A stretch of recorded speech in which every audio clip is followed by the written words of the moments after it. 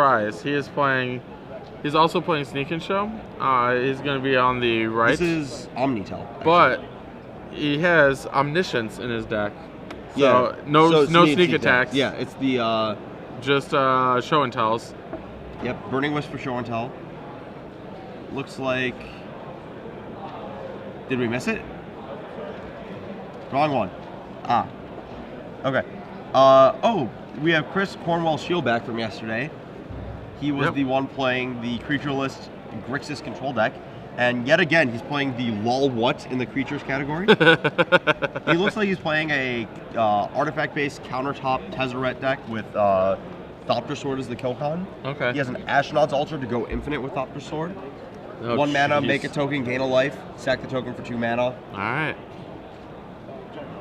Yeah. It's pretty absurd. So he has Tezzeret the Seeker. Yeah, Tezzeret the Seeker is So when we think of Tezzeret, we think of the Agent of Bolas. Yeah. The Agent of Bolas has seen play in Affinity, in the Caleb Durwood open winning deck. Mm-hmm. He has the Seeker. He wants to find his Crucible, his Thopter Foundry. Yeah, it is. He does not have an Ensnaring Bridge in a 75, which is something that I usually associate with that. Yeah. Yeah. So, and it's something that'll be somewhat helpful in this matchup if Steven has to show a actual creature instead of an Omni. Yeah, so Steven is built a little bit differently from the Sneak and Show decks. Yep. He's using the card he wants to show and tell into play is Omniscience. Yep. Once all your spells are free, your Emrakul takes an extra turn. Yep. Your Gristlebrand gets to cast all the cards you draw for free. And your Burning Wish finds Petals of Insight. Yeah, and then you have onto the draft uncommons box again. Yeah. Petals of Insight is a 4 and a blue sorcery. Look at the top 3 cards of your deck. You may put them on the bottom of your library in any order. If you do, return Petals to your hand. If you don't, put those cards into your hand and Petals into your graveyard. So you can loop through your deck using Petals for Infinite Storm. If your deck is not a multiple of 3 cards, you can, in theory, stack your deck any way you want by moving cards through different stack iterations of 3s. But for the most part, you're just going to find a Burning Wish. Find another, play a million times, play Petals of Insight a million times. Yeah. And then put a Burning, keep going until you draw a Burning Wish. Which a second Burning Wish. The second Burning Wish finds Grape Shot for Infinite Storm. Yeah. So it looks like Steven has an aggressive Jace this game. Chris's deck is actually just stacked on counter magic.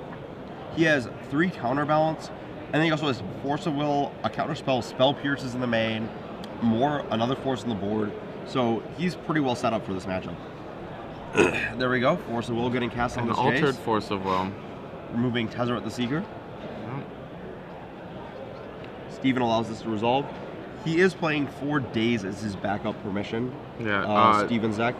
Which That's is actually a card I do not like in these decks. Yeah, I could agree. You need your land drops a lot of times, and it doesn't really counter much. It doesn't really count as a card usually. Yeah. So Chris is going to Enlighten Tutor on Steven's end step after that Jace gets counter.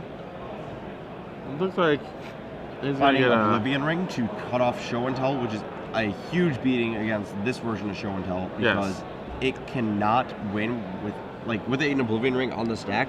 Whatever it shows and tells into play can dies, get Oblivion Ring, and it can't actually go off without casting a Show and Tell. So this is one reason I like Vendilion Click in this deck. Yeah, or at least yeah, something that can stop that. And it's worth noting that this is an Oblivion Ring, not a Detention Sphere. It cannot be Pyroblasted. Okay. He does have a Detention Sphere as well. Yes. Oblivion Ring in the sideboard. Probably for this exact purpose. And there are Pyroblasts in the sideboard on Steven's side. Yeah, he has 3 Pyroblasts probably in the deck. Not sure what the game count is, but neither player has game 3. Neither player, not a ton of time, but we are in game 3. Yes. What is the black mana? We see an Underground Sea for Chris Cornwell Shield. What is the black mana for? There's an Engineered Explosives. I'm working on it. Yeah, because there's 2 Underground Seas. It's not like It can cast Thopter Foundry, but it Yeah. could just be a Tundra. Right. Okay, That's so interesting. Jace, no. Tezzeret, no. Pop, Tutor, Swords, Brainstorm. A Jace resolves for Chris, which likely should be enough to seal this game away pretty quickly, as Jace tends to do in this format. Basically, Steven has to go for something very quick, and he doesn't really have the Yeah. capability of doing that, considering the Oblivion Ring in Chris's hand. However, he does have an Echoing Truth. So if Steven has a perfect set of cards, he can win this game. I don't see anything these undergrounds he's cast, All aside right. from Engineered Explosives for 3. It'll be interesting to see what Steven puts into play. Like, a Gristlebrand can draw him 7. Yeah.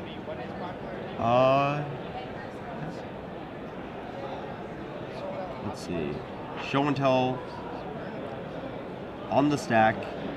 Chris deciding whether or not he wants to counter it or just put his Oblivion Ring on top. So the really weird thing in this situation is that there's this mini game where Steven could not put anything into play. Okay, so how you're supposed to resolve this is both players write it down. If one player writes down nothing and the other writes down something, I've actually seen this humility. Oh no. Is that game? Echoing Truth. Oh no. Chris opted not to put the Oblivion Ring into play. And Well, either way, Steven had a... Emrakul takes another turn. Chris suddenly lost this from a position where he had the Oblivion Ring to take that out regardless. Well, he had the Oblivion Ring, but what could have happened, he takes out the Omniscience, Steven Echoing Truths the Oblivion Ring, Oh, yeah. gets back his Omniscience, and then casts his Emrakul. Okay, fair. So unless Chris has a counterspell